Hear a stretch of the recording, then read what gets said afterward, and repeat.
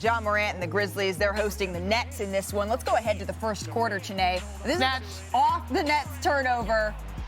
It's crazy. In one game, in two games, in three games, he gives you enough highlights for an entire season. Another Nets turnover here, Matt, but this time it's Tyus Jones who feeds it up. Look at the left. I mean, he's a guard. He's a point guard. Like, what is going on right here? I mean, this man is on a mission. You could tell he's put the work in, and it's going to be a scary season. 24 points in the first half alone. It was all Desmond Bane and Kevin Durant, though, in the third. So let's go ahead there now. Bane had 19 points in the third on 7 of 9 shooting, including 4 of 5 from 3. And I love how after the game he said that, hey, I'm working on my assists so that I can sort of lessen the load for Ja Morant. But boy, he showed up. I think Big Perk called it. Yeah, absolutely. Durant had 17 points, though, in this quarter. 7 of 8 shooting. Range. He would finish with 37 points. Bane, though, he kept it going in the fourth quarter. So let's go ahead to 5:30 left to play. The Grizzlies are up 6 here. Desmond Bane. Just sidestep, dribble, knock down. And one thing to keep in mind, he does it on both sides of the ball, which I love, too. Well, and then on the other side, though, Kyrie Irving in anything his bag. you can do, I can do as well. Better. You can say better. It's okay. It's all right in this case, Chiney. It's okay. I don't know. I was trying to give deference to Ja, you know, on this night. Yeah. Friendly with roll the off the glass. Once again, Kyrie Irving. Best ball handler we've probably ever seen. Ooh, got him. Shot a jump. Oh. Kyrie, 21 points in the fourth. He finished with 37. So here we go, 3 minutes left to play. Bane thought twice about it. Big shot.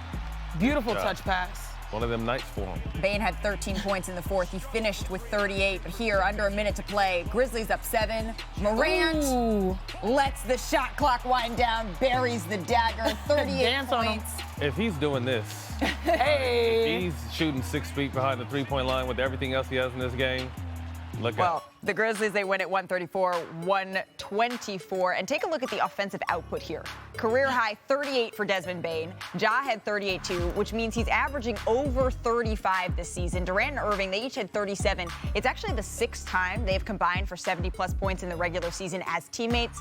Some bad news there. The Nets are actually 1-5 in those games. This was, though, the first time that 2 sets of teammates each scored 35 or more since the highest scoring game in NBA history. It was between the Pistons and the Mavs. Isaiah Thomas and Kiki Vandeweghe headlined that triple OT game that finished with a score of 186-184. Here's Kevin Durant on Ja after last night's game. He's the most marketable guy in our league, the face of our league going forward. So many kids are inspired by what he does. You just think he's a new face? Of the league?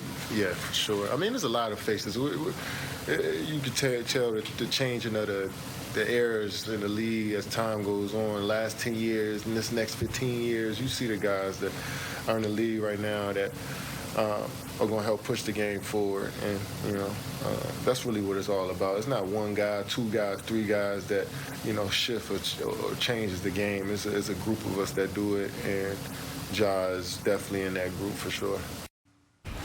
Welcoming in Kendrick Perkins, who already had one switch about a week ago from Anthony Davis to Ja Morant as your MVP, but your pick is looking pretty good. Perk, how you feeling watching this game last night?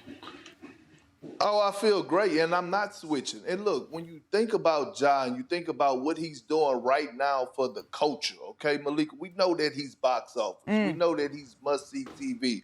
We know that everybody wants to see him play, and he's lights, camera, action. We know he's going to light up the social media with his athletic ability and those spectacular plays on both ends of the floor. But here's the thing, right? Let's go back to the culture side of things, right? And think about the Allen Iverson effect on the culture standpoint. What did we see last night in that game? We saw nothing but stars. We saw Moneybag Yo. We saw my new rapper Finesse 2 times holding big lump sums of money. The crowd was electrified. We saw him doing the giddy. See, this is what the game needs right now. This is what the game needs. And we see them after the game. We see them dancing. The culture is there, which is great for the game of basketball, along with I'm not switching my pick no more when it comes down to the MVP. He is my MVP candidate for this season. And listen, not only that, he's on the verge, right? I could tell he's on a mission to lead the league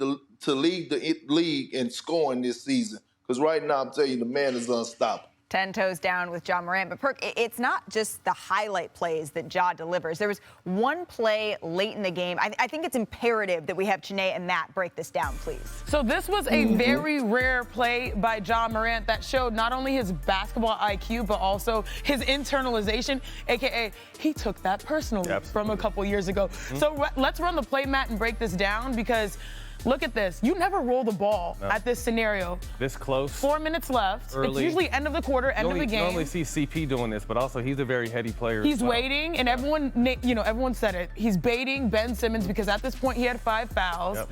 And he looked back at his coach and was like, okay, expose himself. And Ben really looked to try to make an aggressive play and fouled himself out of the game. Was that a foul? But my whole issue with that is, like, why are you picking him up that high?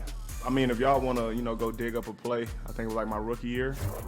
We was in Philly. Same situation happened like that, where it's been in the first half. And I went to look at coach to get the play, and he ran through the ball, got the steal, and went to dunk.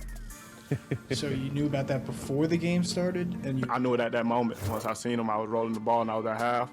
I looked at coach, and I see him try to, look like, oh, yeah. So I knew I had him. He was going to press up, and I was just going to force the, ref to make the call.